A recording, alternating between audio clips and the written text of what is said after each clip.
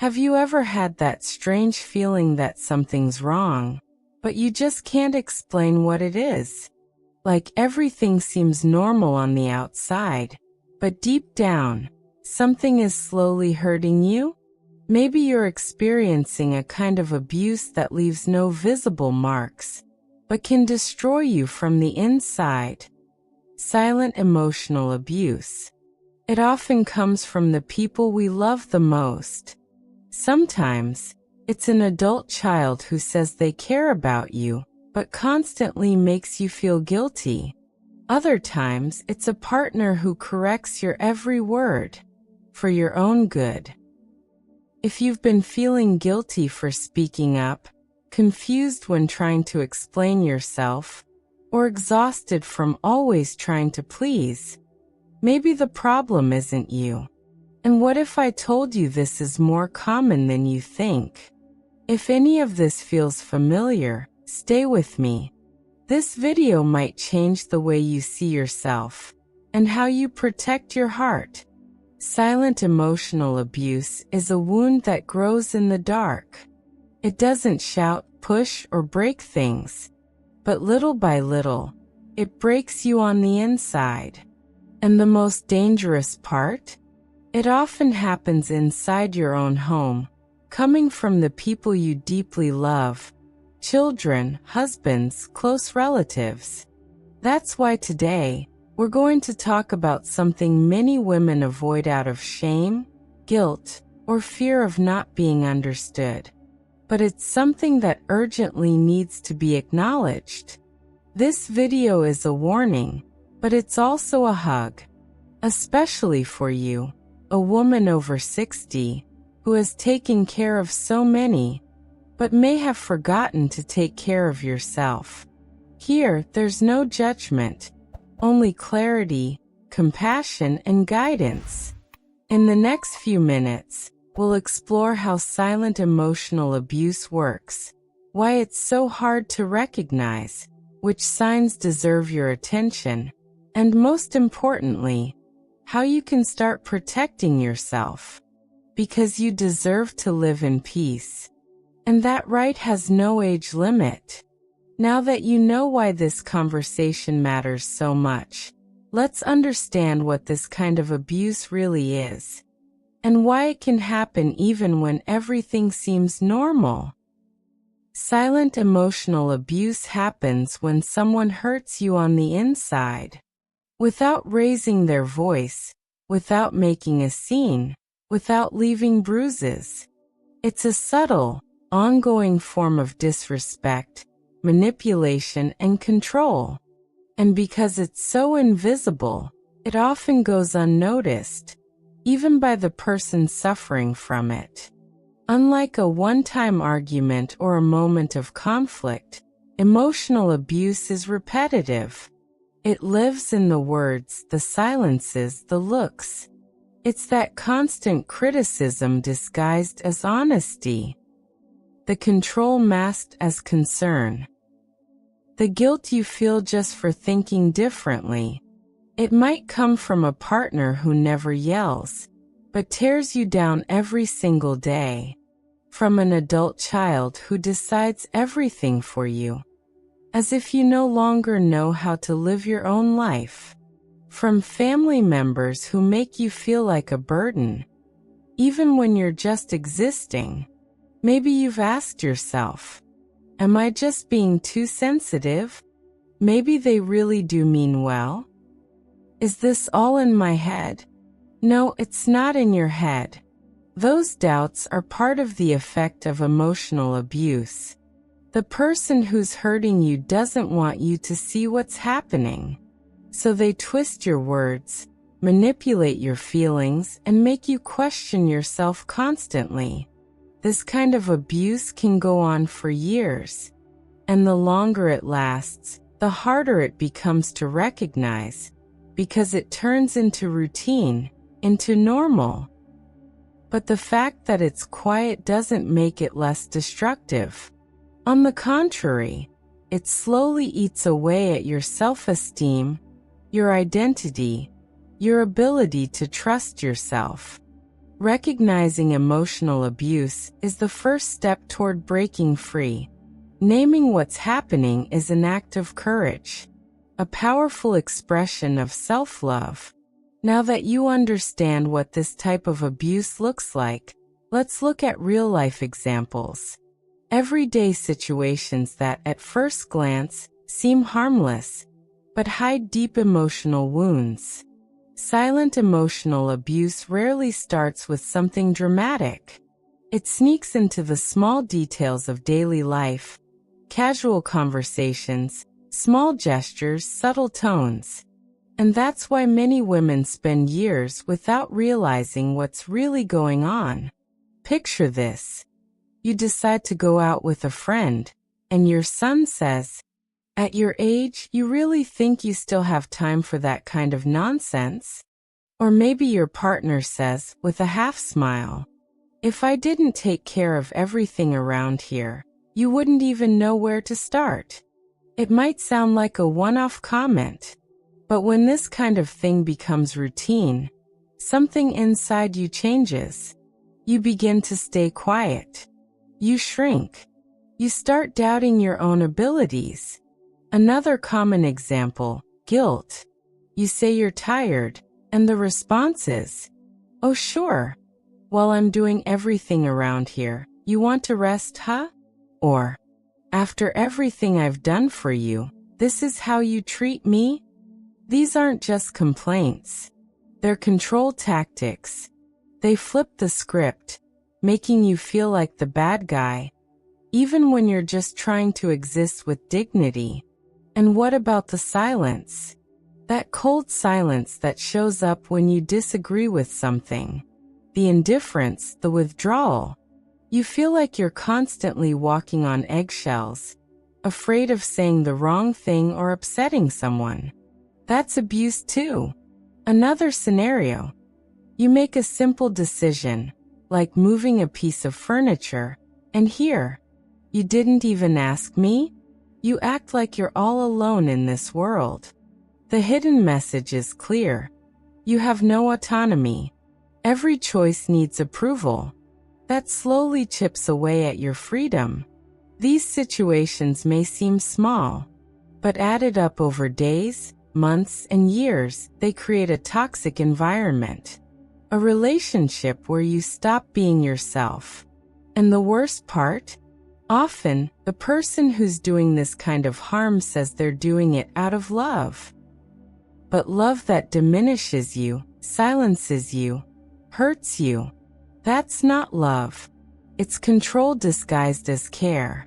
Now that you recognize some of these patterns, you might be wondering, why did I put up with this for so long?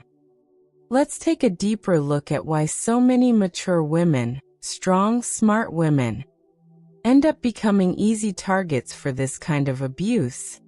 Have you ever noticed how many women from your generation were taught to care for others, but rarely taught to care for themselves? From an early age, you heard things like, "A mother's job never ends," or "A wise woman builds her home," or even "Silence is a sign of maturity." These beliefs, even when well-intentioned, created fertile ground for silent emotional abuse to take root without resistance. After all, someone raised to serve often feels guilty just for thinking about saying no. On top of that, the fear of loneliness can be overwhelming. With grown children, a retired or absent husband, and friendships becoming fewer over time, many women over 60 end up holding on to dysfunctional relationships just to keep some kind of connection, even if that connection is painful. Another key factor is the reversal of roles. When an adult child starts taking care of their mother, they sometimes cross the line between care and control, making decisions for her own good. And out of love, fear of conflict, or insecurity, she goes along with it. More than that, many women at this stage are afraid of being seen as difficult, annoying, or useless. So they stay silent. But here's an important reminder. You can grow older without losing your dignity. Loving others doesn't mean abandoning yourself. And accepting help is not the same as surrendering your autonomy. At the core, what you need is not more patience with others, but more compassion for yourself. Now that you understand why you may have become more vulnerable, let's take a closer look at how the emotional abuser operates. Because recognizing their patterns is the first step toward breaking the cycle. An emotional abuser rarely looks like a villain. They can be kind, helpful, even charming to others. Sometimes it's the son who handles everything in the house, or the partner who says he just wants to protect you. But behind this surface of care, there's a dangerous dynamic, control disguised as affection. It starts with small gestures. The manipulator hints that you're not doing well, that you're getting too forgetful, or that you shouldn't go out alone anymore. He plants doubt, and when you respond, he gets offended. I'm just trying to help.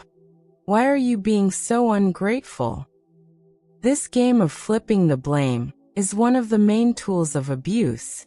It's called gaslighting, when someone twists reality until you doubt your own perception. Over time, you start to question yourself. Did I overreact? Am I really getting confused? Meanwhile, the manipulator shifts between hostility and kindness. After a rough day, he brings you flowers or compliments your cooking.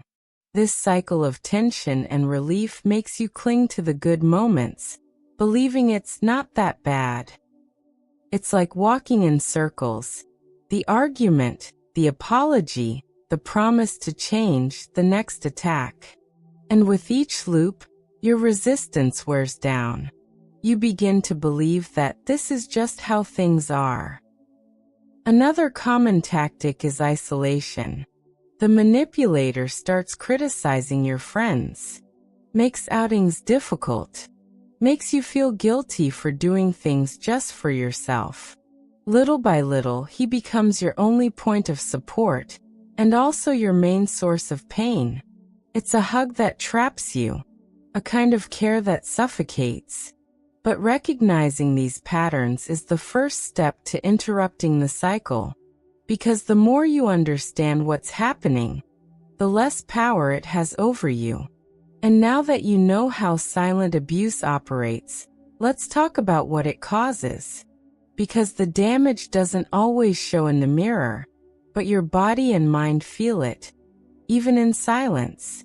The body feels everything the soul tries to hide.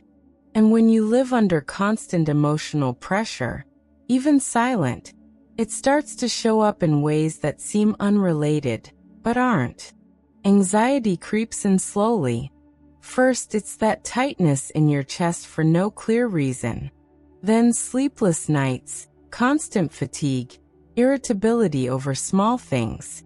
You begin to forget simple appointments, lose motivation, and stop enjoying things you once loved. Maybe you've gone to the doctor more than once and left with normal test results. But still something feels wrong. Because it's not just physical, it's emotional. Women who live under silent emotional abuse often develop symptoms like muscle pain, insomnia, digestive problems, weakened immune system, even panic attacks. That's because constant stress keeps the body in a state of alert, as if you're always bracing for an attack, even if it comes in the form of words or glances. And then there's the damage to your self-esteem. Little by little, you start to feel small, unimportant, incapable, and that takes away your strength to ask for help. After all, who would believe you if the other person seems so caring? You need to understand, this isn't being dramatic. It's not all in your head. It's real. Emotional suffering, when ignored, makes the body sick. And you don't have to wait for things to get worse before taking action. Pain that doesn't bleed is just as real as the kind that does. It deserves attention, respect, and healing. Now learn how to protect yourself. Because even if you've spent years in this cycle, it's still possible to set boundaries, reclaim your strength, and start a new relationship with yourself. Getting to this point is already a sign of strength. But simply knowing you're suffering emotional abuse isn't enough. You need to act, even if it's slowly, even if you're afraid. The good news is, you don't have to face this alone or all at once. There are small, powerful steps you can take to start reclaiming your peace. 1. Name what's happening. Call it what it is. Say it out loud. This is emotional abuse.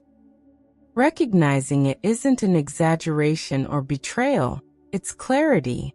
When you name the abuse, it stops being confusion and becomes something you can face. You step out of the fog and begin to see more clearly. 2. Strengthen your inner voice. Ask yourself, is this fair to me? For years, you may have listened to everyone else. Accept yourself. It's time to change that. Your voice matters. Your feelings are valid. Start listening to what you feel, and not just what others expect you to feel. 3. Build a support network. You don't have to go through this alone. Reach out to someone you trust, a friend, a neighbor, a women's group, a therapist. Speak up. Sometimes, just sharing what you've been going through brings relief. And hearing that you're not exaggerating can be liberating. 4. Set firm boundaries without guilt. Saying no isn't rude. It's your right. You can love someone and still say their behavior is hurtful. Simple phrases like, I won't accept this kind of treatment anymore. This hurts me, and I need it to stop, are acts of courage and emotional protection. If someone truly loves you, they will respect your boundaries. And if they don't, maybe they never really did. 5. Put your well-being at the center. You've spent your whole life taking care of others. Now it's your turn. Do things that nourish you. Take a walk, read a book, listen to music, enjoy the quiet. Reconnect with yourself. Remember what you love, what you want, what brings you joy. It might feel strange at first. You might feel guilty, awkward, even selfish. But that's part of the healing process. It's normal. Take a deep breath and move forward. You have the right to live lightly, even if others don't understand. Your life is worth more than any relationship that destroys it. Sometimes, despite all your effort, all the conversations, and the boundaries you've set, the situation doesn't improve. And when that happens, it may be time to consider walking away, whether emotionally or physically. Walking away doesn't mean giving up or abandoning someone you love. It means, above all, taking care of yourself. It's an act of self-love, just as meaningful as any gesture of care you've ever shown to others. Look at the relationship honestly. Does it nourish you, or does it drain you? If conversations only bring pain, if you're constantly living in fear, anxiety, or deep sadness, it may be time to protect yourself by creating distance. It's not always easy. Guilt, fear of judgment, and the pressure to keep the family together can weigh heavily. But remember, your emotional health must come first. Distance can be gradual. You can start by reducing contact, creating time and space for yourself, and reconnecting with people and activities that strengthen you. And if you need to, don't hesitate to seek professional help. Therapists, social workers, and support groups can guide you through this transition. Remember, if a relationship is destroying your peace, It does not deserve your sacrifice. You deserve to be respected, loved, and most of all, happy. We've reached the end of this conversation, but the beginning of something very important in your life. Maybe you saw yourself in many of these situations, feeling the silent weight emotional abuse can carry. And know this: you are not alone. You are a strong woman, full of stories, wisdom, and incredible worth. You deserve respect, true love, and most importantly, peace. A peace that doesn't depend on others, but begins within you. Recognizing silent emotional abuse is not easy. It's an act of bravery, of self-love, and a crucial step toward freedom. Allow yourself that freedom. You have the right to a life where your choices are respected, your voice is heard, and your feelings matter. Don't settle for less than that. Protecting your emotional space isn't rebellion or selfishness. It's wisdom. It's self-care. The path may be hard, full of doubts and fears, but every step you take is a victory. And you don't have to walk it alone. Be gentle with yourself. Celebrate your progress. Give yourself permission to start over, as many times as it takes. Your story deserves to be written by you, with love, respect, and freedom. Never forget, you deserve to be happy. If this video touched you in any way, share it with someone who needs to hear this too. Subscribe to the channel to keep receiving content that strengthens your emotional independence. And in the comments, tell us, have you ever gone through something like this? Your voice could inspire other women to break free too. Remember, recognizing it is the first step. And you've already started.